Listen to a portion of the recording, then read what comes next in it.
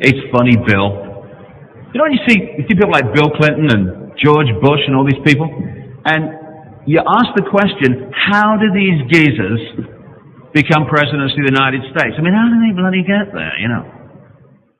An old tone comes into that category from my point of view as well, I must say. But tonight, we're going to see how they get there.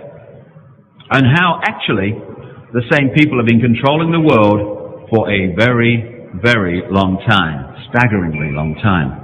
And I started on a journey 10 years ago in England.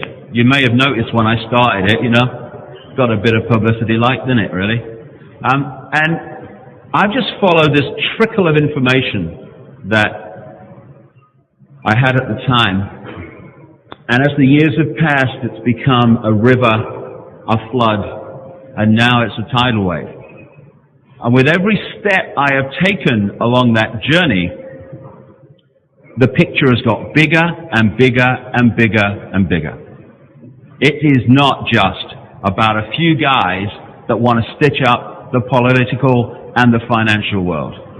It's a colossal picture, and in the 4 or 5 hours I've got tonight, I'll be scratching the surface, because now there's so much to know. And information is what I'm about, really. If you come into this area of research with any preconceived idea and any belief system to defend, then you might as well go and watch The Price is Right or something. Wheel of Bloody Fortune.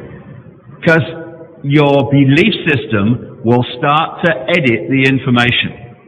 Oh, I'm not going there. Oh, my goodness me.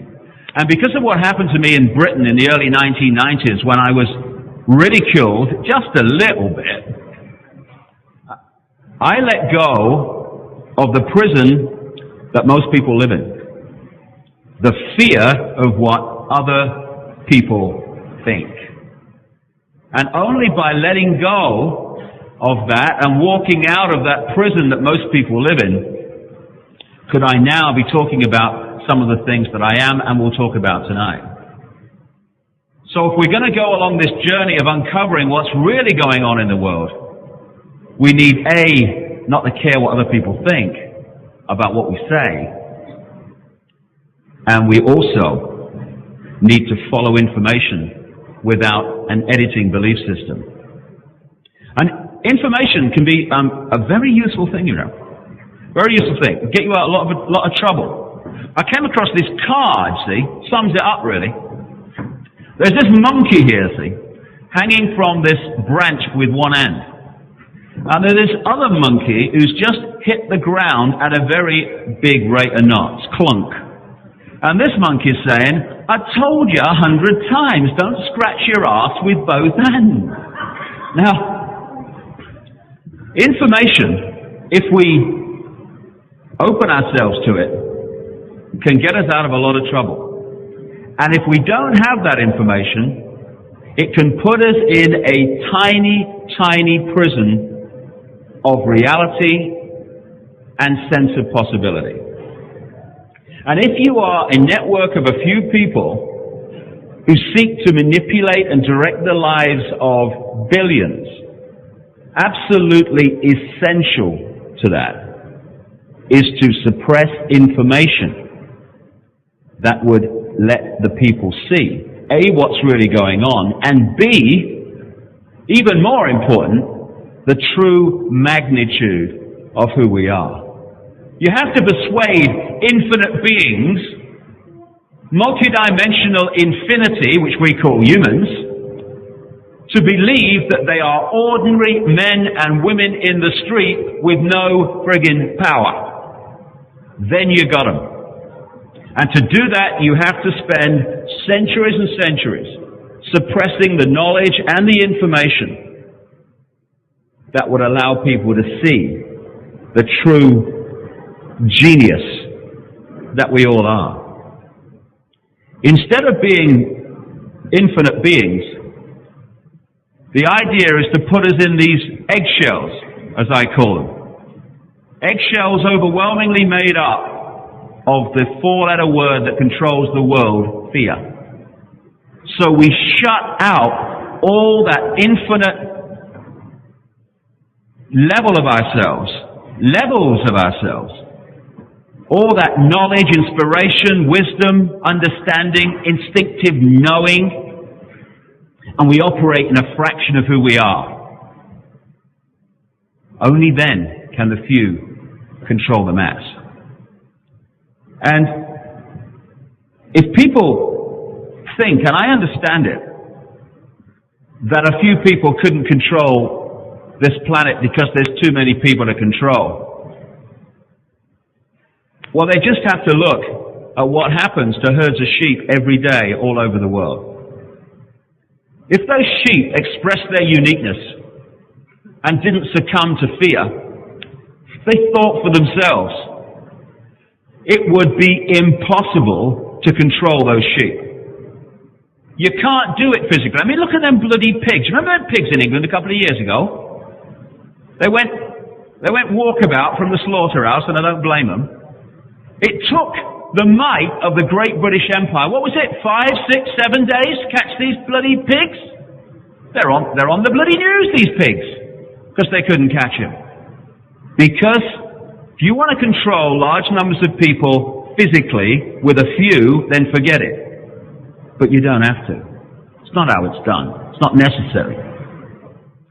To control a herd of sheep physically, you'd need 6 or 7 blokes for every sheep, and they wouldn't even be then guaranteed to catch it.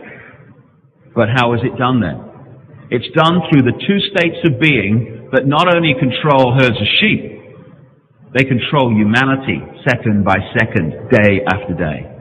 The two states of being of what I call bar and fear. What happens? I mean, everyone must have seen this from time to time. The farmer arrives at a certain time in the day. 1 or 2 of the friggin' sheep start to walk, and then they're all at it, aren't they? Following the one in front. Ba, ba, ba, ba, ba. And no one says, excuse me, you're at the front. Where you going? And if we did, they'd probably turn around and go, I don't know, really. But we still follow. Ba, ba, ba, ba, ba. That accounts for most of them. And then you've got the tiny few who go on munching. They don't want to follow the one in front. I want to go there. And they're sorted by the other element in this duo, fear, symbolized by the sheepdog. Sheepdog, right, and they're in line, aren't they? And those two states of being, of bar and fear, round up millions and millions of sheep on this planet every single day, without anyone doing anything physically, apart from a few barks here and there. And it's kind of funny to watch. Oh, look at them sheep, Ethel, come look at these sheep, they're so stupid. And then we apply that to the human expression. And we find that we have actually out-sheep the sheep. We have dispensed with the sheepdog. We police each other. And what that means is that he who sets the norms in society, what is considered right and wrong, moral and immoral, possible or impossible, sane or insane, sets a mental and emotional human sheep pen, which the vast majority of people will live in because they're not thinking for themselves, bar. Well, our Davy's a professor. He goes to university. He must know what he's doing. I will not question him. He's very clever. And that leaves a few who look at these mental and emotional prisons, these norms in society, and they can see that they're limited, that they are flawed, and at their extreme, they are manipulating in pursuit of control. But what do the vast majority of those who've sussed it do? Because of the other element, fear of what other people think, fear of being different, fear of having a different truth to the norm, most of them also live their lives within those norms, within that sheep pen, even though they've sussed that it's a fraction of possibility. And when you get to the edge of these mental and emotional prisons, these hassle-free zones, as I call it, comfort zones, some people call them, And you know that if you go any further in speaking your truth and living a different lifestyle, you know if you go any further, you're going to meet condemnation and ridicule for the crime, and that's what it's become of being different. What is the source of that fear? Shall I, shan't I? It's not fear of what people in apparent positions of power will do. It's not fear of what Tony Blair will do if you express your uniqueness. Not that I could give a shit, I couldn't tell you. It's not fear of what Bill Clinton will think or the head of the Bank of England. What's going through the minds of people who are saying, shall I, shan't I be me, or shall I be someone else's version of what I should be? It's, if I do, what will my mother say? Oh my God. What will the people at work say? Oh my God. What about the people down the bar? In other words, the people who frighten others into conforming are those who are already conforming. Because if people want to give their minds away and give their lives away to someone else's version of reality instead of their own, that's fine. I have a problem with that. Be my guest. Have a cup of tea. That's not the point that we pass that gives the few the ability to control the planet. It makes it easier, yeah, but it doesn't cross the line where it becomes possible. That line is crossed when those who concede their mind to someone else's norms then insist that everyone else does the same. Because that's when the human race becomes not only the sheep, but the sheepdog. That's the point when we police each other. And if you are a handful, literally a handful compared with the population of planet Earth, who are manipulating, what is it now, supposed to be 6 billion? Has anyone counted them? How do they work that out? 6 billion, apparently. It is absolutely essential that you get the 6 billion to keep each other in line. Because there's not enough of you to do it. And when you've created this herd mentality, my goodness me, it's been around for a few thousand years now, and you've got people to police each other, what you do then is you break up the herd mentality into warring factions. What you do is you create organizations and belief systems that can be played off against each other, like religions, political parties, economic systems, and all this stuff. And then you get people to fight and war with each other. So now we're not only a herd mentality, the herd mentality is at war with itself. And while we're cussing each other and shouting each other and blaming each other, the few are pulling the strings of all sides. But we don't stop for long enough. We don't have quiet for long enough to say to the people we conflict with, excuse me, who are they? And why have they got strings attached to me? And he's got the same strings attached to you, and I'm opposing you. Because if you are going to hold a position of global control, you have to have conflict and chaos. The 33rd degree level of Freemasonry, I understand, has a motto, Ordo ab chaos, order out of chaos. If you can create the chaos, you can offer order out of the chaos you've created, your order, your agenda, what you want the world to be. You try manipulating harmony. You try manipulating people who have respect for another's right to be different. It's a nightmare. You try manipulating conflict, piece of cake. And that's why the world's full of chaos and conflict. It's about control. And this hassle-free zone version of reality is so narrow and so limited that there are no opposites in there. So we have to invent opposites to play off against each other to create the divide and rule. For instance, people who are opposites, I'm told, I read it somewhere, go to war with each other. No, they don't. The opposite of people who see war as an answer to anything are people who see war as an answer to nothing. And they will never fight them because they don't want to know. Opposames go to war, two groups who see war as an answer to something. And I'll give you a great example of opposames. During the last war, World War, the far left, as symbolized by Joseph Stalin, was played off against the far right, as symbolized by Adolf Hitler. And of course they were very different. We all know that. Teacher told me once. See, Joseph Stalin was into centralized control, military dictatorship, and concentration camps. And of course Adolf Hitler, as we know, was into something very different. He was the opposite of that. He was into centralized control, military dictatorship, and concentration camps. And these were played off against each other as opposites when they were just opposames. If someone can tell me a difference between a Muslim religious person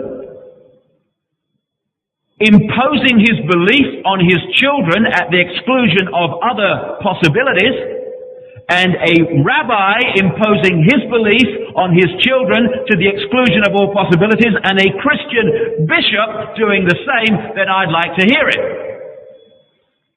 Opposames. Same state of being, different name on the door, different dress on. And these opposames are being played off all over society to create this divide and rule. And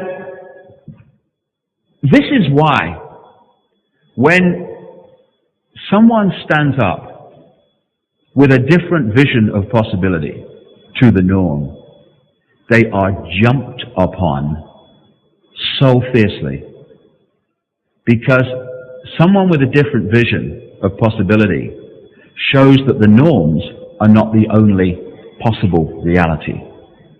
And of course, to control, that has to remain in people's minds as the only possible reality. Well, this is what it's like. Nothing you can do about it. I already come across this film called Bug's Life. It's kind of animated film, like it is so profound when you watch it. And there's one clip in it which I'm going to show you, which indicates some of the key methods of how the few control the many. For people who haven't seen it, there's this ant colony, symbolic of the human race, at a place called Ant Island. There's millions of these friggin' ants. And then there's a handful of grasshoppers.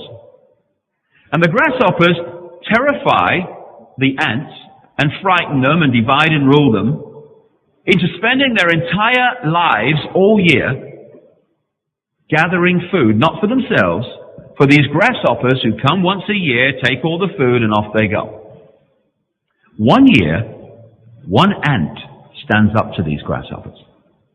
And the clip you're going to see, these grasshoppers are in their winter quarters, you might call it. They have all the food they need for the winter.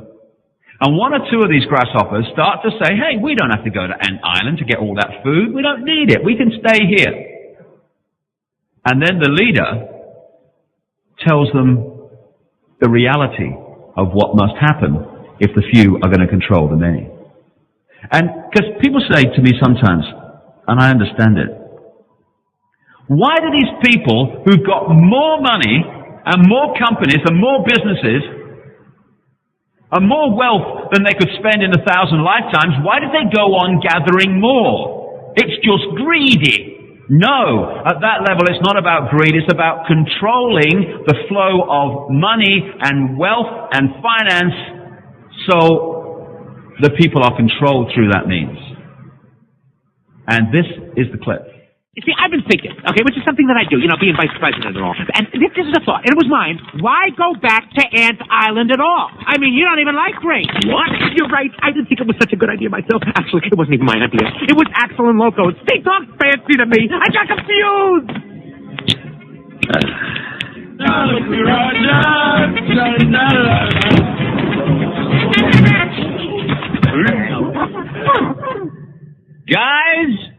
order another round, because we're staying here! What was I thinking going back to Ant Island? I mean, we just got here, and we have more than enough food to get us through the winter, right? Why go back? But there was that ant that stood up to me. Yeah, but we can forget about him. Yeah, it was just one ant. One ant. Yeah, you're right. It's just one ant. Yeah, boy, they're puny. Puny? Say, let's pretend this grain is a puny little ant. Did that hurt? No. Well, how about this one? Are you kidding? How about this?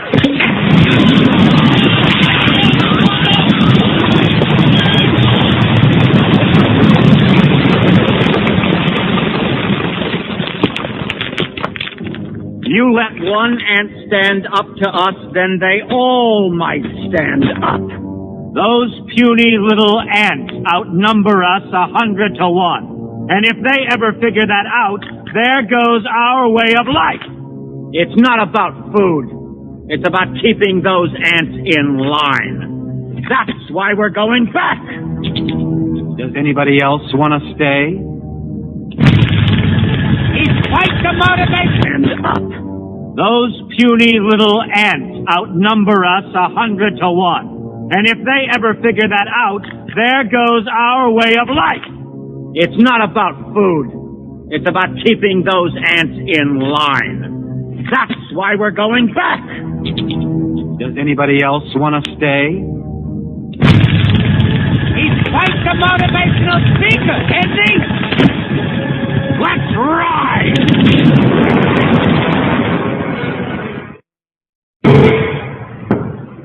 And in that little clip are so many elements that are used on the human race all the time. But the key is to keep us in ignorance of the true magnitude of who we are, and to keep us in ignorance that there is any manipulation on the scale I'm going to reveal tonight going on. So, in the next few hours, we're going to look behind this movie that is projected at us through the media and education and, oh my goodness, day after day, lifetime after lifetime. It'll look behind the movie screen and see what's really going on. Symbolized by this card I found, where you've got the peacock symbolically projecting this movie, and the lady peacock is saying, cut the crap and show us your willy. And what we're going to say to this system this evening is cut the crap and show us your willy. And it's not a pretty sight, I have to tell you. But it's actually worth seeing just out of interest. Well, that's what they tell me anyway. I don't know about that. Now, this manipulation of the world has not been going on for 5 years or 10 years or 10 decades. It's been going on for thousands of years. When I started on this journey of uncovering this, I didn't know there was anything to uncover, really. When I started, I knew there was manipulation going on, but this big, my goodness. I came to the point, particularly about 1995, when I wrote a book called And the Truth Shall Set You Free, where I'd kind of established the structure by which the world is controlled today, and we'll get into that in the second part of the evening. Very simple structure. Couldn't work if it was complex. May appear complex, but it's dead simple at its core. It has to be. And it was very clear to me when I'd seen how this works today that this could not have been created in a short time. It had to have been created over a long period. So I started the journey of going back. The journey of going back to see where this started. And it became obvious very quickly that the institutions of the world today, of politics, of finance, of religion too, and of all these other areas have not been infiltrated by this network. They were created by them from the start to give the illusion of freedom and choice, the prison without the bars you can see, so that people would go on thinking they were free while being fundamentally controlled. And how that works we'll get into. And I kept going back, and I got comfortably back to the 1200s and time of the Crusades, and kept going back, and eventually I'm thousands of years BC, before I'm picking up anything like an origin. And what you find in the ancient world is what you find today. This structure. The few hoard very advanced, highly significant knowledge, and they pass it on through initiations and other means to only those they wish to have it. At the same time, this group creates institutions and organizations in the public domain, like religions, classic example, that suck this knowledge that still circulates here in various forms out of public circulation. Why was the great library at Alexandria, with all that vast esoteric and historical knowledge, burned and destroyed? Why was it that when the European peoples, under the control of this network, as we'll see, went into Australia, went into Africa, went into South and Central and North America, they destroyed the ancient knowledge, they destroyed the ancient cultures, they destroyed as much as they could of the history held by those peoples, because they wanted to suck this knowledge out of circulation and keep the people in ignorance, both of what's been going on, therefore what is going on, and also of the true magnitude of who we are and the nature of life itself. So up here in the ancient world were like maps of the world, for instance, which history teachers and professors today say didn't exist, except some of them have been found, which rather gives it away. And up there today is fantastic technology, which if used in a positive way could set this world free of so many unsolvable problems, which are not unsolvable at all. They're manufactured to create the very circumstances in which the few can control the many. About 2 years ago now, I was asked through a third party in America to meet a guy who joined the CIA as a scientist in his early 20s. He's a genius in the area of magnetics. He joined the CIA, as many people do, and many people who join these organizations, thinking he was serving his country, because he's here in this compartmentalized pyramidal system that the world's controlled through. Very soon after he started to work for the CIA, he realized a very clear truth. They didn't want him to serve the country at all. They wanted his knowledge to advance this agenda of global central control of the collective and individual minds of humanity. And he started to rebel. And one day, he walked out of his house, and he has missing time after that. The next thing he remembers is waking up, lying on a medical bench type thing in this room. And as he got his faculties back, he realized there was something stuck to his chest. And he's opening his shirt as he's telling me the story. And on his chest was a see-through plastic sachet-looking thing. And inside I could see this yellowy golden liquid. And what they'd done is manipulate his body to need this drug to survive. And if it's not replaced, and it has to be replaced every 72 hours, he starts to die. I met this guy, and his children are there, and his wife. He doesn't want to die and leave them. So he still serves the CIA. But he wanted to talk to me to get out what was going on, because he couldn't do it. And that's just not one example, one extreme example. Genius all over the world is being imprisoned in this way to serve the agenda I'm talking about tonight. rather than using that very same knowledge to set this world free. And he told me that the cure for cancer has been known for decades.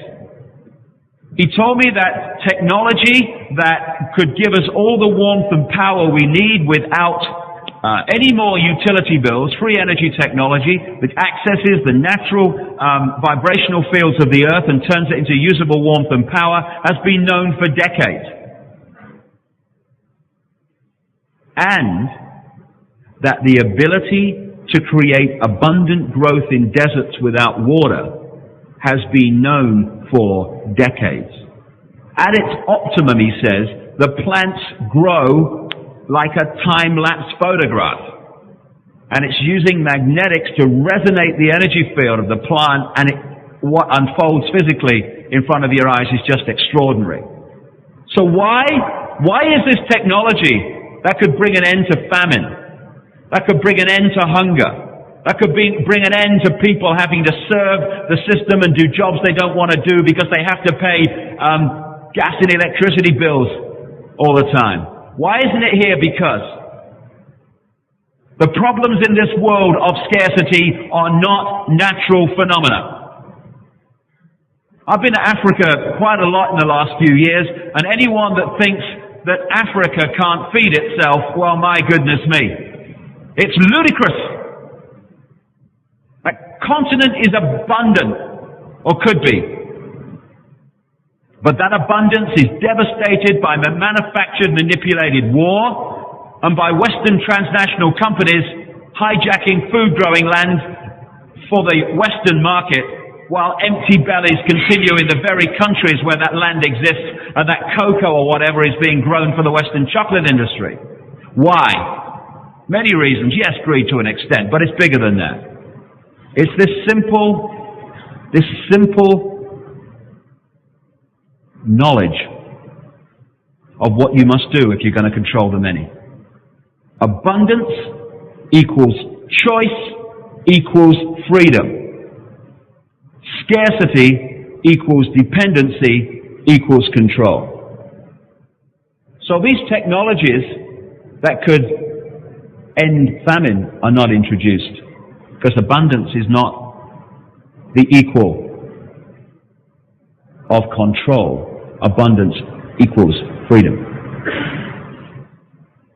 So I started to understand how this worked, and like I say, when I started to go back, the structure continued right back into the ancient world of people hoarding advanced knowledge in the hands of the few, passing it on through the mystery schools, and now into this global secret society network that's exploded as the years have unfolded, and keeping the people in ignorance of that knowledge. And when you realize that was going on all that time back,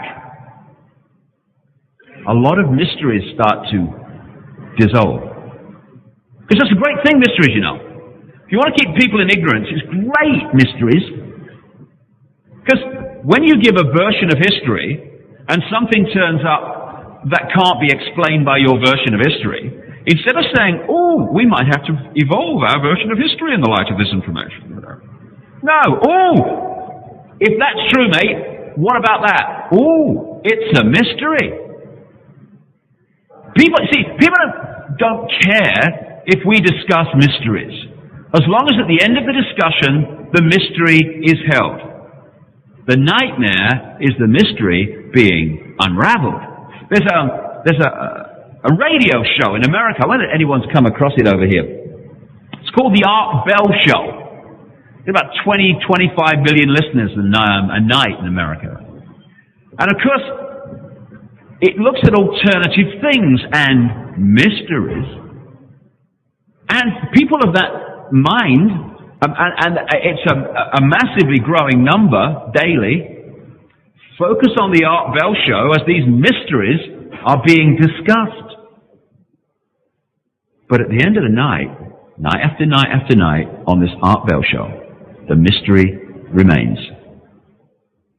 What he won't have on his show are people that connect the dots and expose the fact that it's rather less than mysterious. So we're going to try to do that tonight. So, what we're told is that in the ancient world, there were a primitive people, and that we have evolved from that primitive state to our current cutting edge of human evolution and technological knowledge. I know that's true, because the professors will say, told me it was we professors, you know, at Oxford and Cambridge, we're very, very clever, you know, very, very, very bright indeed. We've worked it all out. Very primitive people in the ancient world. You know, very primitive, not like us, not clever like us. Okay. Who built them buggers then? Still question, Prof. Very, very primitive people, you'll say. Very primitive, very primitive. What they did, you'll say. We've worked it out. We're very, very clever, very clever. What they did, they built these ramps, you'll say. Yes, I know they had to use as many bricks to build the ramps and the pyramids, but we're talking about that. They built these ramps, you'll say, and they built them higher and higher and higher, and they pushed their stones, yes, 270 tons, some of them, yes, quite right, up the ramps, and they built the pyramids, you'll say. Any great work, eh? You could talk that complete bloody bullshit and get paid for it. I mean, Jesus, I'm going to try that bugger. Crikey, what a great way to earn a living. That Great Pyramid consists of 6.5 million tons of stone. There is enough stone to build 30 Empire State Buildings and a wall around the entire boundary of France. A primitive people did that. I read it somewhere, you see. And look at this bugger here. All across the ancient world. Now that is 440 tons, that bloody sodding thing is. Now Bill and Fred down the builder's yard have moved that, and they... Imagine picking up the phone tomorrow in Froome, like, or wherever, you know. Hello, Bill, I've got a job for you. I've got this 440-ton stone, mate. It's in the garden. Want it moving? Next thing you know, the door would knock, and there'd be this guy in this white coat, you see, and there'd be this ambulance with its blue light flashing, you know, next to the gate. I mean, they'd think you were insane. But they did that thousands of years ago. It's a mystery. Now this is also Peru. Now Bill and Fred have hit that bugger with an hammer and chisel, haven't they? I mean, look at it. And I've only used to be seeing these documentaries recently that have been coming out the last few years, not exposing what's going on, but looking at these amazing structures all over the bloody planet. And how the techniques like this can be seen all over the world. It's very clear that at some point in the ancient past there was some kind of highly advanced global society. So, who were they and where did they come from? And that's the point, you see. Was it George Orwell, in his book 1984, said words to this effect: he who controls history controls the present, and he who controls the present controls history. And the writing of history. If we know truly where we've come from, we can get a fix on where we are. If you rewrite that, you give people a false fix of where they are. And so, to stop this house of cards, this row of dominoes starting to fall, the line has to be held with their version of history. Because if we thought there were massively advanced people in the ancient world that could do this sort of stuff, then we'd start asking a few questions. Well, what happened to them? Where did the knowledge go? Where are they now? And the dominoes start to fall. So you have to hold the dam. They were just primitive people. Ludicrous as it is, you daren't let the cracks appear. Otherwise, many things start to happen you don't want to happen. This is Baalbek in the Lebanon. To build this thing, they had to move 3 chunks of stone, each of which weigh 800 tons, at least a third of a mile. And another chunk of stone at Baalbek weighs 1,000 tons, which I understand is 3 jumbo jets. Very primitive people, you know, very primitive people. This is Tony Blair in a previous incarnation. Actually, some people wish it was, because that weighs 10 tons, that bloody act does, you know, I mean. I can't believe Tony Blair. I really can't. I can't believe any of them. But again, it's a mystery, these statues of Easter Island. Mystery, see? No one knows. Oh, he's got constipation, old Tone. Look at him. I mean, he's obviously got a problem there. Oh, I'm glad you came. Now, this is Peru, the Nazca lines. They scored away the top surface of the land, and with one continuous line, created these incredible depictions of birds and animals. This is a spider. These were only seen, some of them, in their entirety after 1939, when people started flying over them. Because some of them can only be seen in their entirety from 1,000 and 2,000 feet. It's a mystery. Mystery. And this next one, if anyone thinks that prophecy is a myth, I can prove them wrong. On a hillside, not too far from here in Dorset, is the living proof that the ancients knew of the future incarnation on planet Earth of Bill Clinton. It's a giveaway, isn't it? It's a bloody giveaway. Makes my eyes water, that. He's obviously a member of the club. Look at him there. Actually, I was reading last year sometime that when Queen Victoria visited this place, they covered it up, Maybe he's never bloody seen one, I don't know. I doubt it myself. So, where did this knowledge come from? This knowledge that was used to build these fantastic ancient structures, where did the knowledge come from that this network, which we'll call the Illuminati, illuminated into knowledge the masses do not get? Where did this knowledge come from? And I put this on the screen because this is just a fraction of the Milky Way galaxy.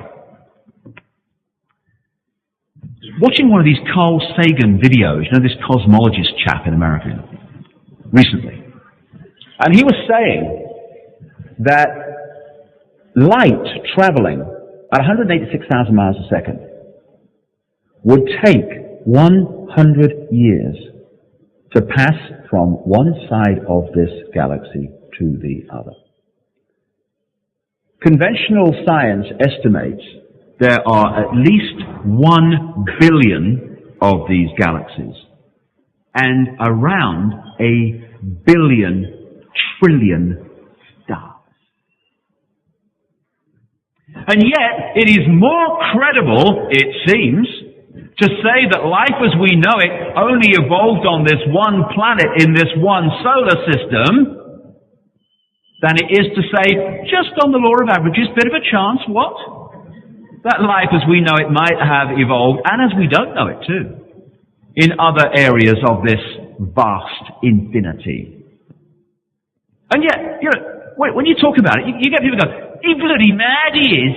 He bloody mad. He thinks there's other life in the universe that's more intelligent than me,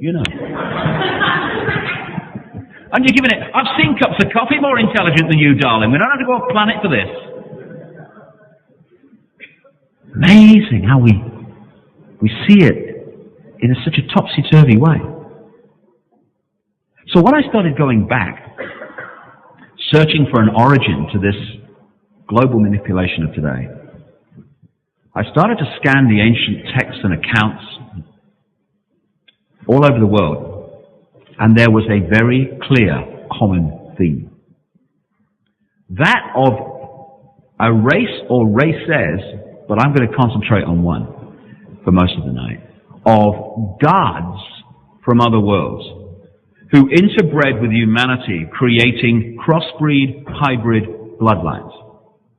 In the Bible. Not that I quote that very much, but in the Bible, in the Old Testament, in Genesis, it talks about the sons of God who interbred with the daughters of men. And when you go back to what that was translated from, it actually says sons of the gods interbred with the daughters of men, creating the crossbreed hybrid race, the Nephilim, who cause mayhem. And that same theme can be found all over the ancient world of this hybrid race of gods, or the offspring of gods. The most famous recently, not famous enough mind, of these accounts have become known as the Sumerian tablets.